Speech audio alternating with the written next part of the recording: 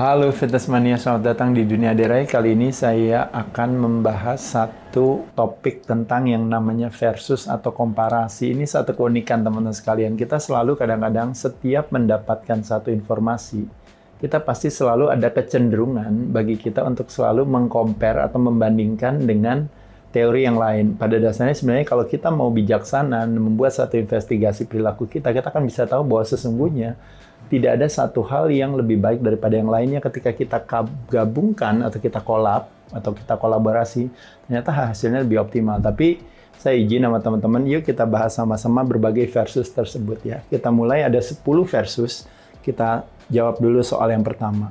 Mas Ade bagusan mana, high volume atau high intensity? Nah, teman-teman boleh lihat di sini. Jadi kalau high volume di sini, volume di sini itu diartikan sebagai jumlah set, teman-teman sekalian. Misalnya sekali kita ngangkat itu, misalnya satu jenis latihan, kita mengangkat 3 set. Nah, kalau di dalam satu sesi latihan kita mengangkat misalnya 3 set kali 10 jenis, berarti 30 set itu, makanya volumenya itu berarti tinggi sekali. Tapi ada juga yang mungkin sebagian orang hanya melakukan misalnya dalam satu sesi latihan itu hanya mungkin 12 set, artinya cuma 4 jenis latihan aja, 3 kali 4 jenis latihan udah selesai aja. Tapi bedanya dia bebannya berat. Makanya kenapa disebut intensitasnya tinggi. Nah, kalau intensitas di sini, indikatornya di sini adalah load atau beban. Nah, biasanya load atau beban ini, kalau kita berbicara yang namanya training to failure, kadang-kadang kita latihan, kalau ngangkat beban misalnya lewat dari 12 kali aja atau 15 kali kita masih bisa ngangkat dengan mudah, artinya bebannya terlalu ringan. Makanya kenapa kita bisa tambah. Makanya kenapa ada istilah yang namanya reps in reserve, RIR, atau RPE. Kalau teman-teman tahu, ini sebenarnya hanya sebuah indikator yang kita pakai untuk kita bisa tahu bahwa kalau setiap kali kita ngangkat itu, sisanya waktu kita ngangkat tuh benar-benar udah dikit banget. Jangan sampai kita berhenti, padahal sebenarnya kita masih bisa lanjut terus, masih bisa berapa kali, tapi kita berhenti. Nah, makanya kenapa high intensity, terutama dalam hal muscle building, memang indikatornya itu load. Makanya kenapa kalau bisa minimal 6 kali gitu. Kenapa minimal 6 kali? Karena kalau kita cuma angkat bisa sekali atau 2 kali, itu kecenderungannya adalah kita akan bilang bahwa pada dasarnya ada yang disebutnya namanya time under tension. Jadi durasi waktu di mana otot itu terkena yang namanya pressure atau tekanan gara-gara kita lakukan latihan itu teman-teman, itu kalau bisa tuh agak sedikit lama, kurang lebih sekitar 50 detikan. Makanya kenapa orang menggunakan ada istilah yang namanya tempo. Jadi 1 detik, angkat, tahan di puncak gerakan, turun 1, 2, 3 detik. Berarti dalam satu gerakan itu kalau teman-teman tahu, kita membutuhkan kurang lebih sekitar 4-5 detik. Nah, makanya kalau teman-teman lakukan misalnya 6 kali atau 10 kali misalnya di antara 6-12, itu berarti teman-teman istilahnya jatuhnya atau failure-nya atau ibaratnya selesainya ngangkat itu di kisaran di bawah 1 menit. Makanya kenapa disebut dalam definisi yang disebut namanya anaerobik tadi. Jadi poin dari cerita ini teman-teman nggak usah pusing-pusing. Pada dasarnya teman-teman kalau ngangkat beban terlalu ringan memungkinkan kita bisa ngangkat yang banyak. Berarti biasanya nanti kalau kalau waktunya terlalu banyak, itu kita tahu berarti bebannya kurang tuh. Berarti muscle fiber dan recruit juga akan lebih sedikit. Tapi di sisi lain, ketika kita mengangkat dengan beban yang lebih berat, otomatis jarak tempuh waktunya kita menjadi lebih pendek, tapi kita berada dalam tekanan yang begitu besar. Jadi kesimpulan bagusan mana Mas Ade, high intensity atau high volume? Saya barusan menjelaskan kebaikan daripada high intensity teman-teman sekalian. 6-12. Dengan bebannya kalau bisa progressive overload itu artinya pelan-pelan naik. Jadi kalau 6 kali aja susah, beban nggak usah ditambah. Kalau 12 kali aja gampang, berarti bebannya boleh ditambah sehingga kita jatuhnya failure di antara 6-12. Itu kebaikan daripada high intensity. Kebaikan daripada high volume sebenarnya kalau saya tanya sama teman-teman sekalian, memungkinkan nggak kita punya high intensity, tapi juga kita bisa high volume? Dalam arti apa? Setiap kita ngangkat, kita mau optimal di 6-12, tapi kita bilang, kenapa enggak? Kalau seandainya setnya juga boleh saya tambah. Kenapa saya nggak cuma dalam satu sesi, nggak cuma hanya 12, tapi saya bisa mungkin jadi 16 set, atau mungkin jadi 21 set, atau menjadi 24 set, atau lebih dari 24 set.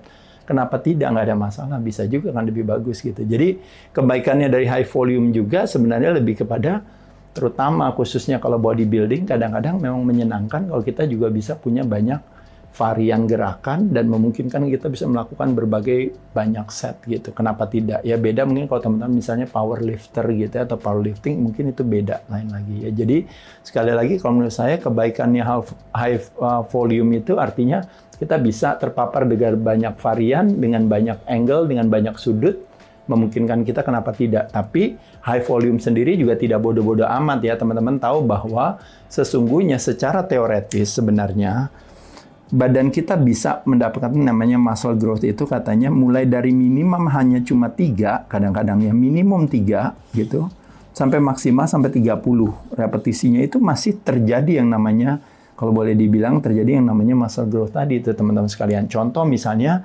beberapa gerakan yang bisa sampai repetisinya lebih dari 10, lebih dari 20, bahkan bisa sampai 30. Itu kalau kita melatih forearms kita, melatih perut kita, melatih betis kita, memungkinkan kita bisa dengan high reps itu dan tetap masih ada yang namanya studi atau referensi atau jurnal yang mengatakan bahwa tetap terjadinya muscle growth tadi. Tapi untuk otot-otot tertentu yang besar, kayak misalnya mungkin chest, mungkin back, dan sebagainya, mungkin teman-teman akan menyenangkan mengambil average-nya di 6-12. Nah, jadi kurang lebih di sini mungkin 70%-nya kali di sini. Mungkin di sini mungkin bisa 10%-nya, atau 15%-nya, sisanya mungkin kebalikannya mungkin antara mungkin 2-4 reps itu yang berat banget gitu, misalnya mungkin 10%-nya lagi ada di sini. Why not gitu. Jadi teman-teman bisa variasikan itu. Jadi saya hanya bisa menjawab dari kedua ini, teman-teman boleh silakan ya. Cuma memang dulu high volume diperkenalkan oleh Arnold dan kawan-kawan, high intensity diperkenalkan oleh Mike Mentzer, dan mungkin based on salah satu pendekatannya Dr. Arthur Jones tentang yang disebut yang namanya heavy duty principle. Tapi balik lagi teman-teman nanti ngebahas itu nanti detail, tapi secara umum waktu itu sebenarnya maksudnya daripada Arthur Jones itu hanya lebih kepada yang saya sampaikan barusan, bukan dalam arti ya udah ngangkatnya berat aja hanya cuma sebentar, habis itu udah latihan seminggu 2 kali aja, ya mungkin nggak gitu-gitu amat ya. Oke, yang kedua yaitu adalah plant-based diet versus animal-based diet, bagusan mana? Nah ini lagi balik lagi yaitu kayak klasik selalu ya, ibaratnya sebagian, oh yang bagus sebenarnya kan plant-based lebih sehat gitu ya. Kalau animal mungkin lebih banyak namanya pro-inflamasi dan sebagainya. Pada dasarnya teman-teman sekarang kita bisa lihat dari berbagai angle. Kalau kita mau lihat kebaikan daripada sesuatu itu dibandingkan dengan keburukan daripada sesuatunya, kebaikan daripada yang namanya animal-based diet adalah kalau menjadikan indikator daripada yang namanya protein apa teman-teman sekalian, itu disebut namanya essential amino acid. Ya, untuk kita menentukan istilahnya, nah salah satunya nanti kita bisa ngomongin leucine, nanti dari leucine turunannya bisa HMB bisa nanti relate-nya ke kemampuan tubuh untuk mengoptimalkan terjadinya muscle growth tadi gitu ya, dan sebagainya. Jadi saya cuma mau mengatakan adalah bahwa kebetulan kalau animal base, apakah dari daging putih maupun daging merah, profil essential amino acid, yaitu adalah amino acid yang tidak dibuat oleh tubuh sehingga membutuhkan dari luar, itu tuh lengkap dia. Nah, sedangkan animal base sedikit kurang lengkap dibandingkan dengan plant base, sedikit kurang lengkap dibandingkan dengan animal base. Tapi kelebihannya dari plant base mungkin yaitu tadi banyak, salah satunya kalau boleh dibilang misalnya kalau secara mencernanya lebih nyaman, bagi tubuh juga lebih nyaman karena tidak membutuhkan tingkat keasaman yang tinggi untuk mencerna, untuk mendigest protein tadi.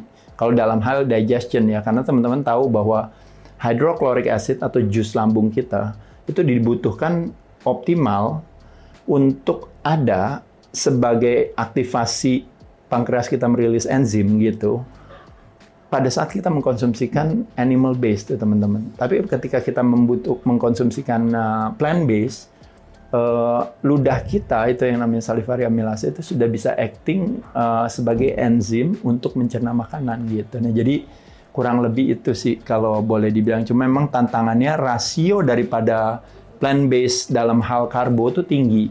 Rasio lemak dalam hal animal-based itu tinggi. Nah, tapi lemak berkolaborasi dengan protein tidak menyebabkan terjadinya lonjakan gula darah. Dalam hal ini terjadi kehadiran insulin. Dan insulin hadir, relate-nya hubungannya sama kadar lemak kan teman-teman, deposito lemak. Nah, sedangkan kalau karbohidrat kayak teman-teman makan tahu, makan tempe, makan beans ya, kacang-kacangan, kacang polong, kacang hijau, itu sudah ada kandungan karbonya, dan kebanyakan teman-teman makan itu bersama nasi lagi dan ditambah. Makanya kenapa jadi akhirnya kelebihan karbonya. Nah, itu juga makanya bukan berarti kadang-kadang Secara plant-based, banyak orang bilang, oh iya dia vegetarian, tapi kenapa banyak juga vegetarian yang gemuk gitu? Nah, karena kita lihat ternyata ada loophole di sana, di mana ternyata karbonya terlalu tinggi. Mereka tidak terlalu disiplin untuk bilang bahwa kalau seandainya saya makan dari plant-based, berarti mensyaratkan saya untuk tidak terlalu menambah jumlah karbohidrat, misalnya dari pati gitu ya, dari nasi atau dari yang lainnya. Kurang lebih itu teman-teman secara umum. Kalau dalam pendekatan mungkin keimanan dan sebagainya, mungkin teman-teman kan tentu lebih memilih plant-based karena relate hubungannya dengan kalau pertimbangan sesama makhluk hidup dan sebagainya ya. Nomor 3, low carbs high fat versus low fat high carbs, bagusan mana? Kalau berbicara bakar lemak pasti bagusan ini. Karena apa? Karena ketika kita low carbs high fat memungkinkan kita untuk makan lebih kenyang, dan fatnya datangnya tergantung ya dari mana ya. Kalau bilang high fat itu fatnya harus dari yang alami, which is fatnya datangnya memang dari protein itu sendiri. Kalau teman-teman tahu ya gitu, dia setiap protein selalu pasti ada lemaknya gitu. Low carbs di sini adalah supaya tidak terjadi lonjakan gula darah yang tinggi sehingga potensi untuk disimpan dalam sel lemak jadi berkurang. Jadi ini kebaikannya di sana. Kalau low fat high carbs ini kalau bagi orang yang atlet, yang performanya sangat dibutuhkan gitu, kayak teman-teman atlet yang mungkin kadar lemaknya juga udah rendah, strategi ini memungkinkan kayak terjadinya orang bilang harus carbo loading atau ini atau apa, itu tuh memungkinkan untuk kalau kita bilang kebaikannya. Jadi saya melihat kebaikannya ya. Tapi mungkin kalau keburukannya bagi teman-teman yang misalnya kadar lemaknya tinggi, lalu oh ya saya nggak makan lemak deh gitu, lemaknya rendah aja, tapi teman-teman malah rely on karbohidrat.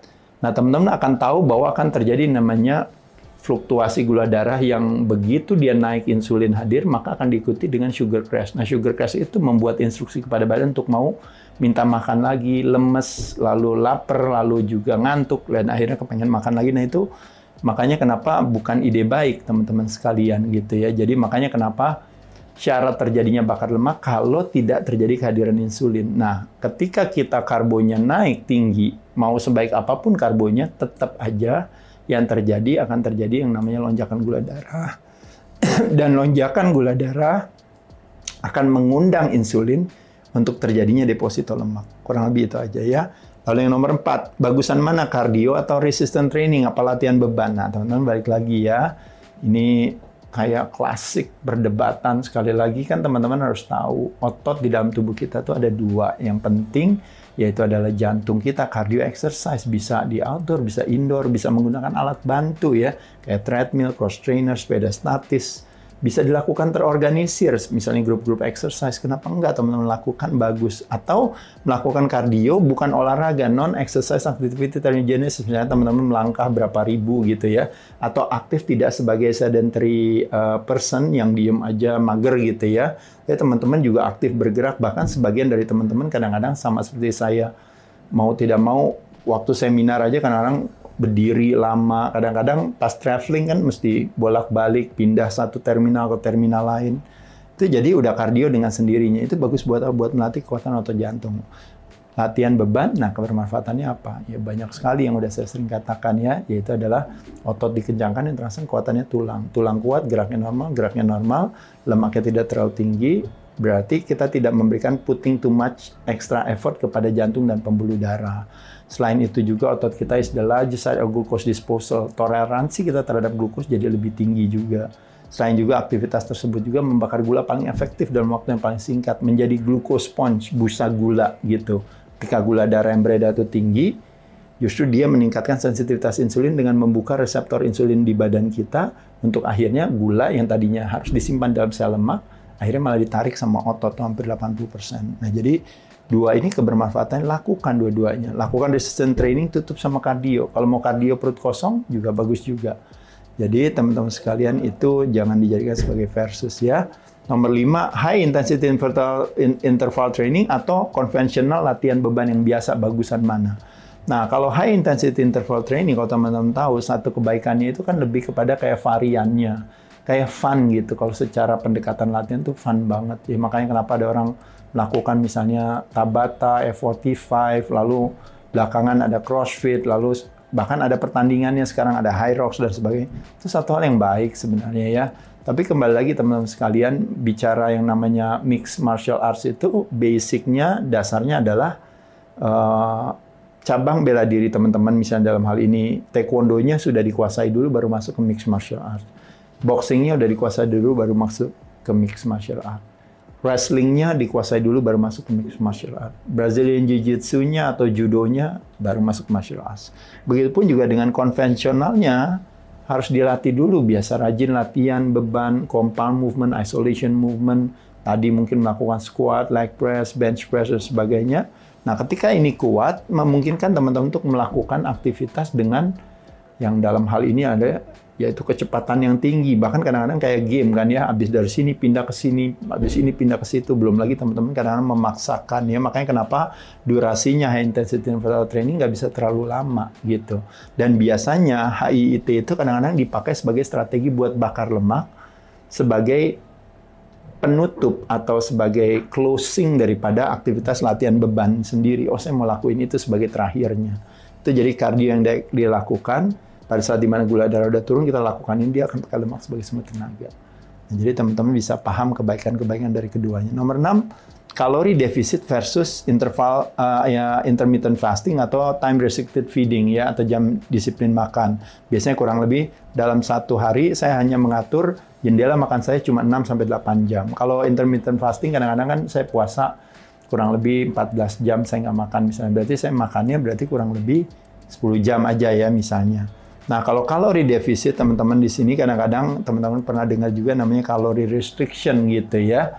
Nah, jadi teman-teman, kalori defisit itu sebenarnya adalah sebuah konsekuensi di mana gara-gara saya puasa, akhirnya jumlah makanan yang masuk ke dalam tubuh saya otomatis menjadi defisit. Gara-gara saya low carbs, high fat misalnya, ternyata akhirnya terjadi kalori defisit. Gara-gara saya misalnya melakukan, apa tadi ini juga sama, low fat gitu ya, pendekatannya kurangin saya lemaknya ini terjadi kalori defisit. Jadi kalori defisit itu adalah bukan strategi, tapi adalah sebuah konsekuensi.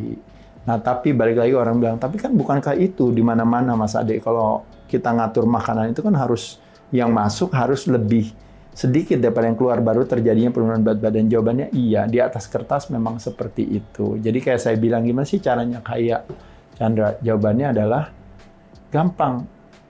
Pemasukan harus lebih banyak daripada pengeluaran. Udah gitu aja.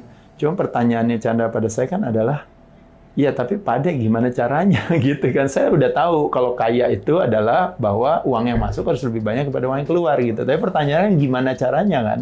Nah, makanya gimana caranya? Makanya kenapa caranya bisa IF, caranya bisa low carb, caranya bisa high protein, caranya bisa LCHF misalnya, dan sebagainya gitu ya teman-teman sekalian. Jadi nggak boleh salah di sana. Nomor 7, kalori counting versus insulin. Nah, yang satu bicara tentang jumlah, yang satu berbicara tentang respon tubuh kita gitu. Jadi ada di dalam 4 elemen diet itu yang namanya sumber jenis penyajian, kalau teman-teman tahu. Kalau kita salah pilih, maka biasanya apa yang kita masukkan, dia akan memberikan instruksi yang berbeda. Sama-sama kalorinya sama, misalnya 100 kalori dari donat dan 100 kalori dari telur misalnya. Nah, tapi instruksinya badan terhadap telur dengan instruksinya badan terhadap donat itu dua hal yang berbeda. Makanya kenapa ketika kita bicara kalori counting itu memang membutuhkan satu motivasi atau willpower untuk bilang bahwa saya udah ngitung nih hitungannya, dan pada saat itu udah sesuai hitungannya, maka saya akan konsekuensi disiplin terhadap hitungan saya. Cuma masalahnya kadang-kadang badan kita dipengaruhi oleh yang namanya secara hormonal, di mana ketika kita habis makan donat meskipun cuma kalorinya misalnya rendah, tapi pada saat di mana terjadinya yang namanya sugar crash, kita tahu bahwa pada saat itu pasti badannya kepengen minta makan lagi. Tapi karena kitanya disiplin, ceritanya kalau kitanya memang ada persiapan, ada apa, akhirnya kita bilang, udah saya disiplin, saya nggak mau makan, udah saya tidur aja, atau saya udah olahraga aja atau apa. Bagi sebagian orang bisa melakukan itu. Tapi bagi kebanyakan orang, sebagian besar tidak melakukannya. Karena begitu terjadinya yang namanya sugar crash tersebut, pasti semua orang pasti akan makan lagi. Dan pada saat itulah, makanya kenapa hitungan-hitungan kalori kita akhirnya jadi runtuh, patah. Dan kita bilang, udahlah mulai besok aja. Nah, jadi secara realita kadang-kadang akan menyenangkan teman-teman kalau seandainya kita bukan semata-mata disupport sama willpower saja, tapi kita juga disupport oleh sebuah kecerdasan kita dalam memilih jenis makanan yang memungkinkan kita juga gara-gara saya makan protein, akhirnya protein karena ada kandungan lemaknya, dia merilis hormon kenyang gitu. Jadi saya kenyang gara-gara saya makan protein, gara-gara saya makan lemak gitu. Makanya kenapa berbagai hormon kenyang ya, kayak CCK, peptide YY itu semua hadir gara-gara kita mengkonsumsikan protein dan lemak tadi gitu. Secara kalori mungkin tinggi, tapi tidak terjadi kehadiran insulin yang memungkinkan kita untuk akhirnya jadi terjadinya nanti at the end penumpukan lemak gitu. Kalau ini saya rasa saya akan memilih di sini ya. Saya tidak melakukan calorie counting. Nomor 8, high reps versus heavy weights. Nah, ini tadi balik lagi sama, mirip seperti konsep pertempuran antara yang namanya high volume, cuma kalau volume itu lebih kepada set bukan reps ya. Nah, tapi kalau di sini bicara high reps, saya cuma kasih gambaran aja, kalau repetisi tinggi tidak lewat dari 30, dan itu pun hanya berlaku buat betis, buat forearms, dan buat perut. Selebihnya yang lain menurut saya bukan ide baik melakukan repetisi yang tinggi, terutama misalnya buat chest, buat legs, buat apa, kecuali kalau dijadikan sebagai memang pemanasan atau rehabilitasi, atau sebagian dari mungkin teman-teman kayak saya cedera, di mana ya udah pakai beban yang lebih ringan aja, repetisinya aja lebih tinggi, tapi saya bisa tetap mendapatkan kebermanfaatan. Jawabannya iya, betul. Tapi secara idealnya pasti otot akan optimal kalau mendapatkan rangsangan dengan beban yang semakin berat. Semakin berat semakin baik, tapi terlalu berat ya tidak baik gitu. Berat dengan catatan apa? Heavyweight di sini dengan catatan in control. Kalau berat dengan maksakan diri ya bukan ide baik, tapi berat in control artinya apa? Masih bisa nggak kurang lebih sekitar misalnya 4 kali, 6 kali kan masih bisa. Tapi kalau sekali aja udah susah ya berarti terlalu berat, jadi nanti yang disalahin konsep ini, padahal bukan itu gitu ya. Nah, tapi high reps berarti boleh dong berarti, tapi ngangkatnya udah ringan, habis itu banyak-banyak gitu, 30 kali atau apa. Kenapa nggak mending tambahin aja bebannya, otomatis dengan beban yang bertambah, otomatis muscle fiber yang direkrut jadi lebih optimal lagi. Ya, jadi mungkin kita akan lebih fokus ke sana.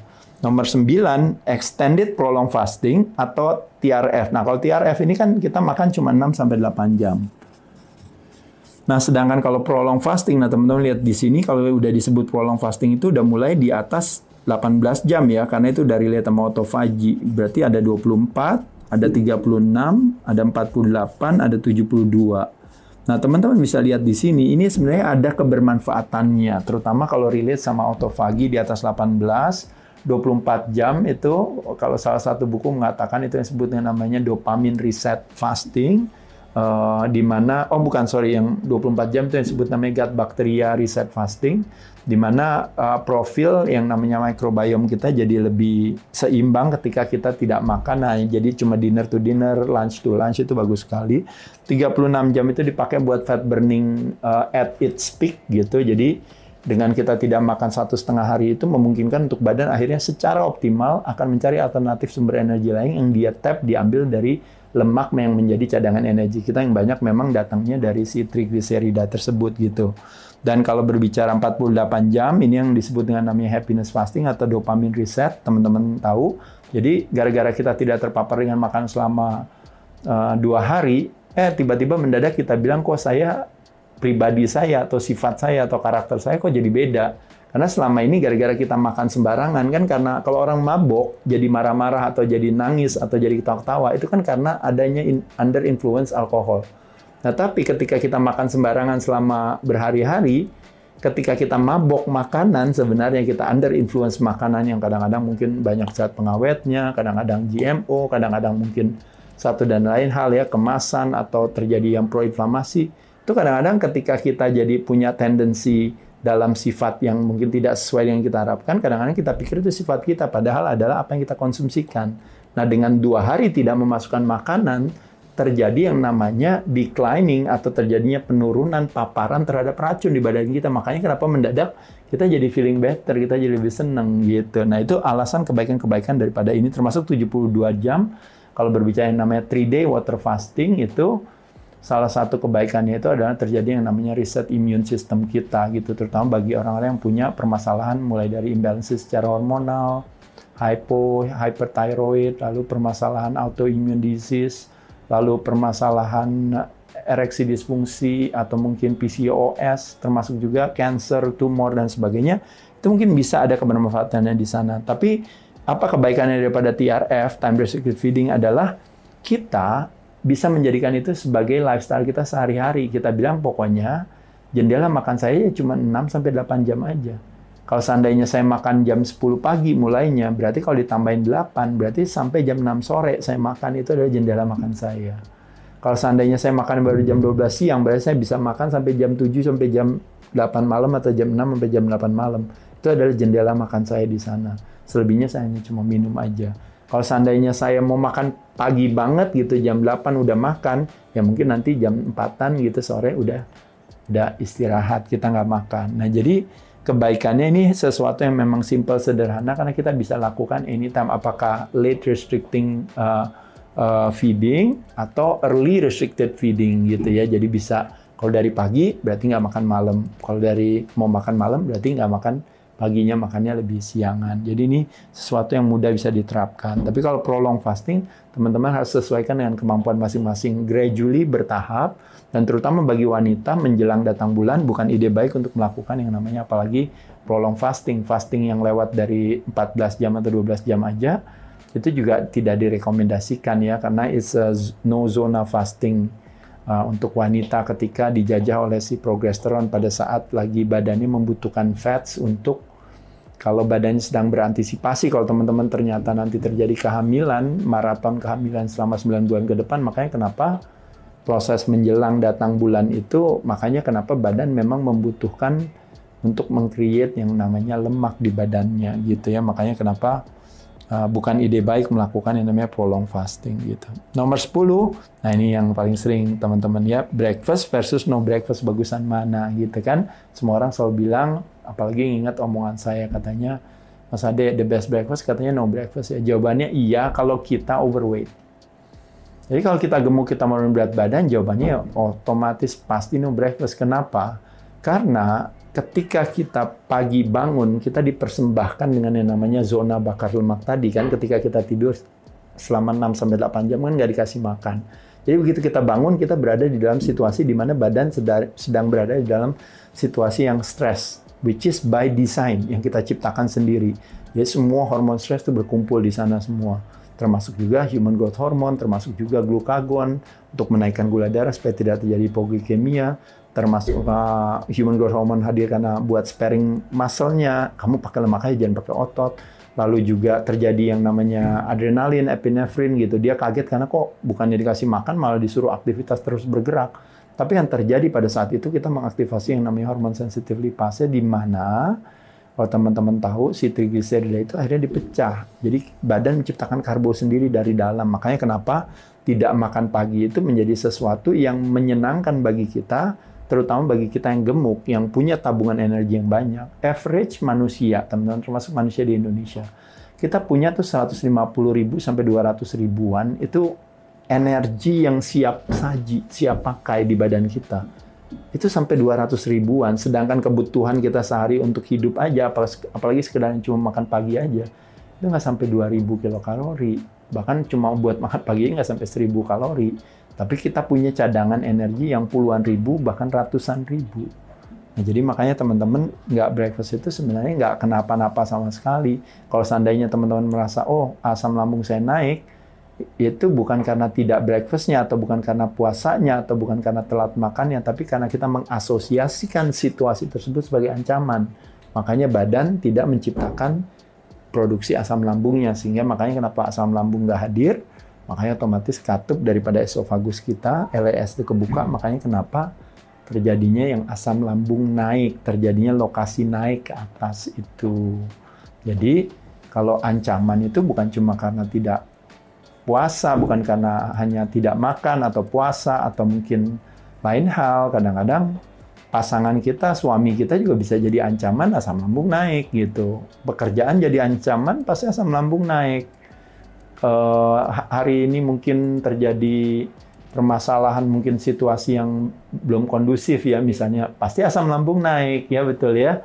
Lagi teman-teman Chandra lagi uang buat cicilan bulanan nih belum terpenuhi, kan asam lambung juga naik juga kan ya, betul ya gitu ya. Jadi bukan semata-matanya karena telat makan. Demikian teman-teman sekalian, berbagai cerita saya yang ngalor ngidul ini sekedar hanya cuma mungkin mengingatkan teman-teman kembali adalah bahwa budaya versus budaya konflik itu di drop it gitu. Justru kita lihat daripada kebaikan-kebaikan masing-masing pendekatan ini, kenapa nggak kita ambil aja? Kenapa kita buat satu komparasi seolah-olah kita punya yang namanya mentalitas kambing hitam atau yang namanya mentalitas harta karun, seolah-olah hanya itu satu cara yang kita pakai, mana yang terbaik, mana yang paling bagus, seolah-olah itu yang kita mau pakai. Justru kolaborasi daripada berbagai investasi perilaku kita, dan nanti dia berakumulasi, konsekuensinya adalah yaitu tadi, sehat itu atau kebalikannya ya, sakit itu bukan karena satu perilaku, bisa karena banyak perilaku. Sehat juga demikian. Saya ucapkan terima kasih teman-teman, semoga bermanfaat. Dadah.